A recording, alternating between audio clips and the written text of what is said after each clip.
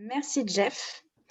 Donc pour continuer sur des exemples concrets d'application et pour compléter ce que tu viens d'expliquer sur l'importance du soutien et de la communication avec la hiérarchie, on va donner la parole à Sébastien qui va nous expliquer ce qui se passe chez Shot VTF. Oui, merci Nadia. Bonsoir à toutes et à tous.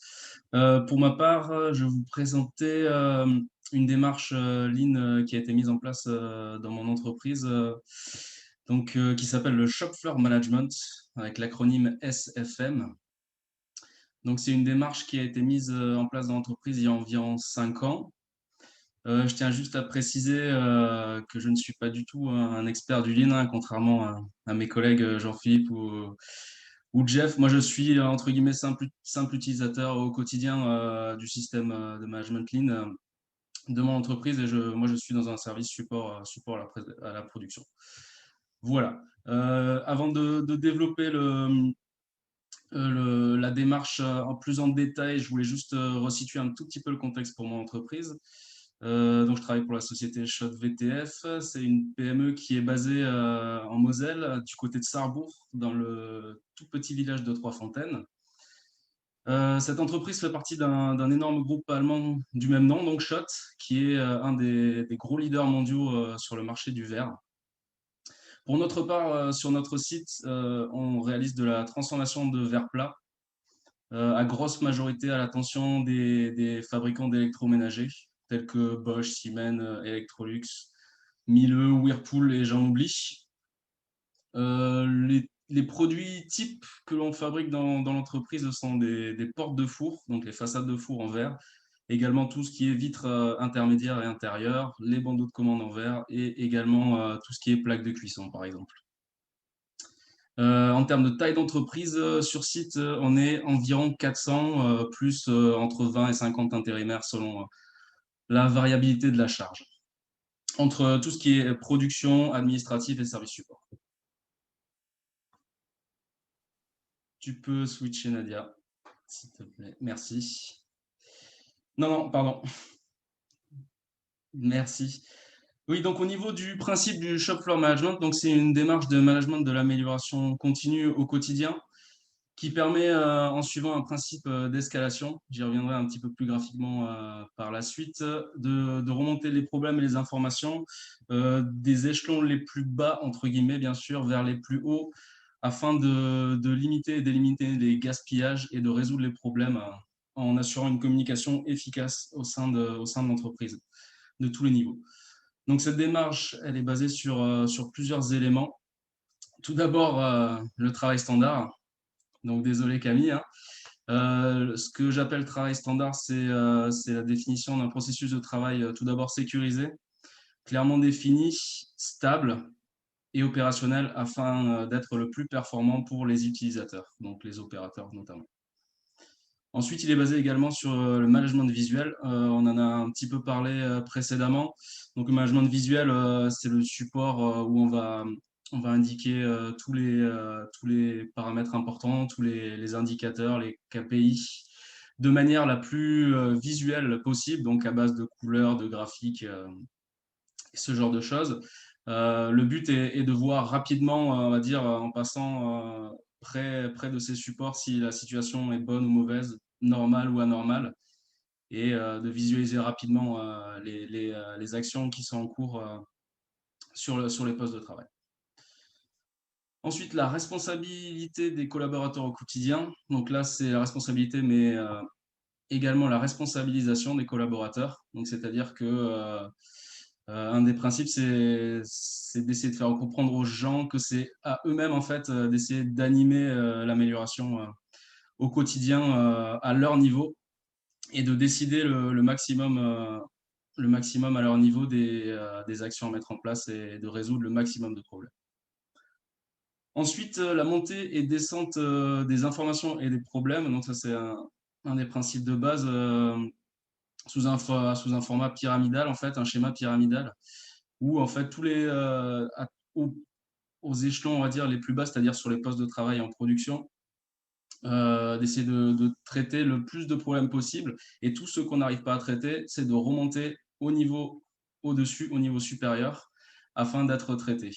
Et tous les problèmes qui sont traités au niveau supérieur ou des décisions qui sont prises, il y a également un feedback qui sera fait au niveau inférieur pour assurer, on va dire, la résolution des problèmes. Et enfin, le dernier principe, c'est les réunions courtes mais régulières. Donc, c'est-à-dire qu'on privilégie la fréquence des réunions à la longueur.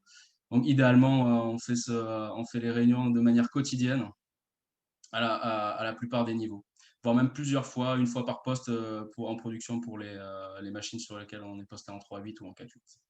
Donc voilà, le fameux schéma pyramidal dont je parlais juste avant, donc, qui est spécifique à notre entreprise. Donc, on voit au niveau 1, donc en fait, c'est chaque poste de travail, donc chaque identifiable à chaque machine. Où, dans notre atelier de production, on en a environ 30, aux alentours des 30. Donc, sur chaque poste, il y a des réunions et des démarches SFM. Ensuite, on passe au niveau 1.5. Alors, je vais tout de suite répondre à la question pourquoi 1.5. En fait, c'est assez simple. On a mis le système de SFM en place il y a 5 ans. Et entre-temps, en fait, on a réorganisé la production en flux de production. Alors, les flux de production, en fait, c'est des regroupements de machines qui sont reliés entre elles, physiquement ou pas d'ailleurs, mais en fabriquant chacune des familles de produits bien identifiées et différents. Donc, avec différentes dimensions ou différentes applications, différents clients éventuellement. Et c'est pour ça que ce niveau 1.5 a été intercalé entre les niveaux 1 et 2. Donc, on a actuellement chez nous 4 flux de production, donc A, B, C et D.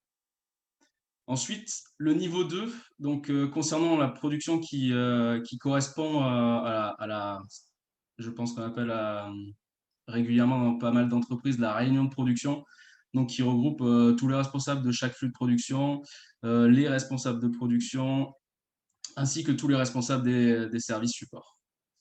Et enfin, tout en haut, les niveaux 3 et 4 du SFM qui concernent en fait le comité directeur de l'entreprise, donc tous les responsables de département de l'entreprise. Et donc, niveau 3 et 4, en fait, c'est juste la fréquence des réunions qui va être changée. Ensuite, au niveau des objectifs de ce shop floor management. Donc, le premier, c'est d'identifier les opportunités d'amélioration et de les implémenter en se basant sur nos indicateurs visuels.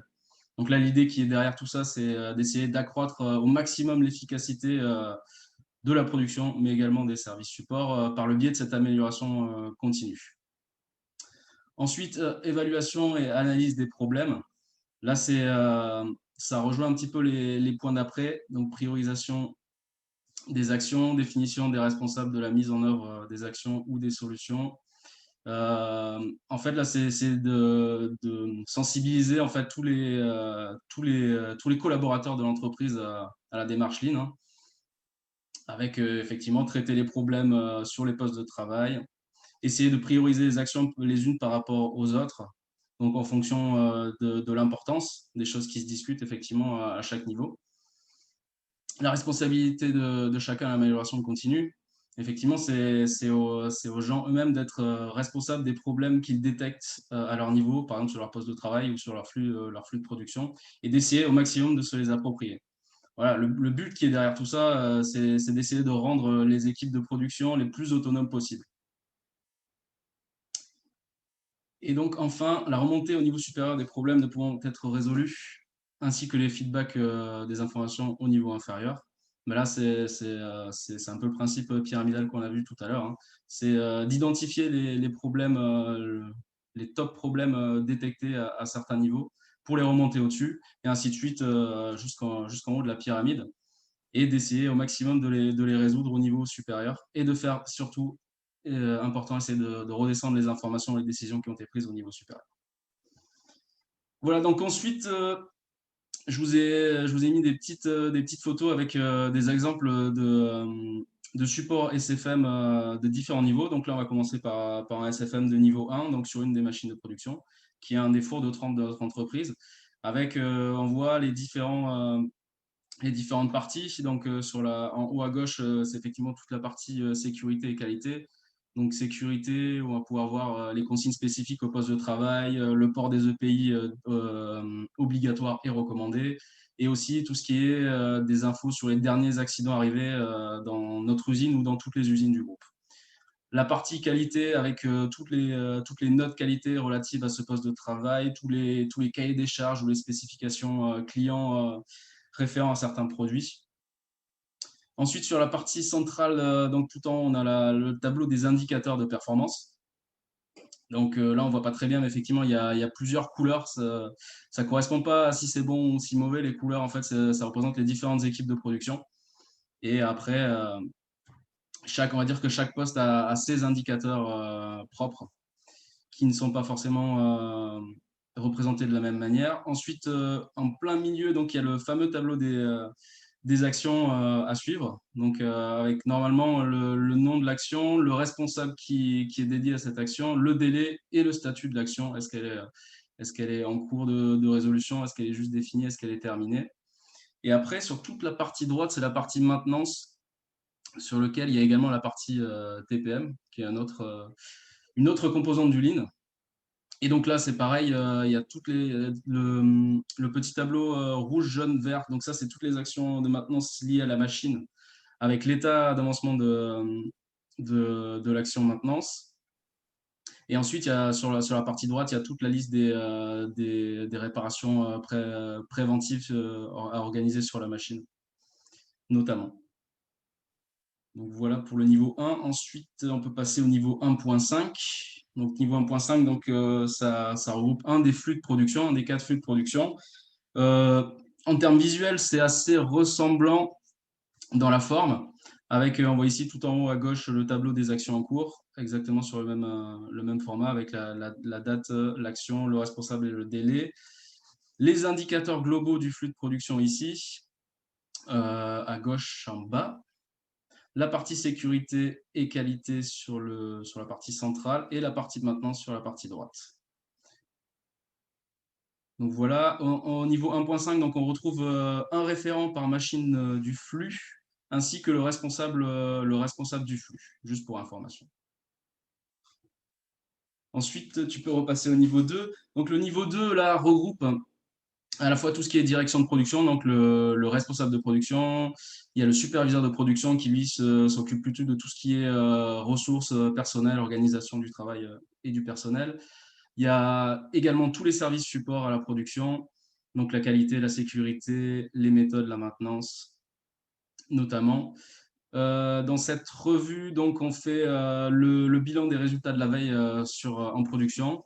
Donc, il y a d'abord les résultats globaux qui sont présentés par le responsable de production, avec les performances en nombre de chiffres d'affaires, de taux de rebut. Il y a la partie qualité qui fait un retour en termes de non-qualité interne, mais également tout ce qui est rebut chez les clients, ce qu'on appelle nous PPM. Il y a également tous les services supports qui présentent leurs propres indicateurs et leurs actions en cours, dont la maintenance et les méthodes. Et il y a également une revue une fois par semaine de tous les audits, que ce soit qualité ou vérification de process, qui sont planifiés. Donc ensuite, au niveau du SFM niveau 3, je vais passer très rapidement. Donc, c'est fait donc avec le comité directeur d'entreprise, tous les responsables de département plus le directeur. Donc, ces réunions sont faites au niveau 3 de manière quotidienne, donc une fois par jour, avec une réunion d'une trentaine de minutes, avec, on va dire, les gros problèmes de chaque service détecté et discussion et effectivement prise de décision sur les problèmes à remonter.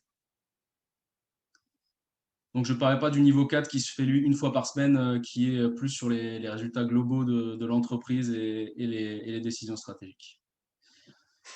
Voilà, ensuite, je vais terminer par la présentation rapide d'un SFM de niveau 1, mais hors production cette fois-ci. Puisque, entre-temps, après la mise en place en production, le SFM s'est mis en place dans quasiment tous les services supports et administratifs de l'entreprise. Donc, celui auquel moi je participe regroupe plusieurs services supports. Donc, notre service qui est le développement de nouveaux produits, la partie ADV, administration des ventes, le service qualité, il y a la partie commerciale et il y a également la partie planification et ordonnancement. Donc, ça a lieu tous les jours pendant à peu près une quinzaine de minutes.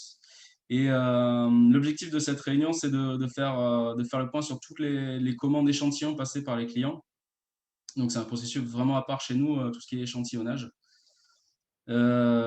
Et du coup, ça permet on va dire, d'échanger les informations entre les différents services concernés. Donc, par exemple, faire le point sur les délais de livraison sur les commandes en cours, de voir quelles commandes sont bloquées, pourquoi. Il y a également les commerciaux qui ramènent les infos des clients sur les nouvelles commandes. Nous, de notre côté, on apporte effectivement des informations issues des équipes projets ou ce genre de choses. Et donc, c'est une langue très, très intéressante qui a évolué au cours du temps. Et ça a permis vraiment à chacun d'être vraiment gagnant et de réduire vraiment les délais en termes entre le moment où les commandes arrivent et où les clients sont livrés. Donc, de manière efficace. Voilà. Et je terminerai donc par un petit bilan personnel sur la mise en place de ce shop floor management. Donc, au niveau des points positifs, j'ai senti depuis la mise en place vraiment une responsabilisation forte des opérateurs et de tous les utilisateurs en fait, du SFM de manière plus générale, avec vraiment une prise de conscience et vraiment effectivement une montée en compétence de tout le monde là-dessus, avec une résolution des problèmes plus rapide et de manière plus efficace et sur les postes de travail, au lieu de faire remonter systématiquement les problèmes. Donc ça, c'est des très bonnes choses. Ça a permis également de créer différents référents sur les machines.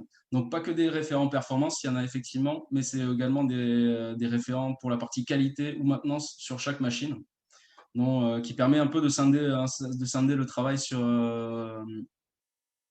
les machines auprès de différents opérateurs. Et pour eux, ça leur permet effectivement de monter en compétence dans certains domaines.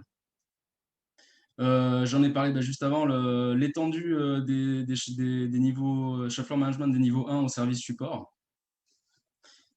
Également, la standardisation du travail en production qui a été améliorée grâce à cette démarche. Et enfin, le système de remontée des informations vers les niveaux supérieurs qui fonctionne très bien. En termes de points d'amélioration, encore pour moi dans cette démarche, c'est aujourd'hui l'information remonte très bien, mais par contre, elle a encore un petit peu de mal à redescendre. Donc, elle met plus de temps à redescendre et là, je pense qu'il y a encore des progrès à faire dans ce sens-là.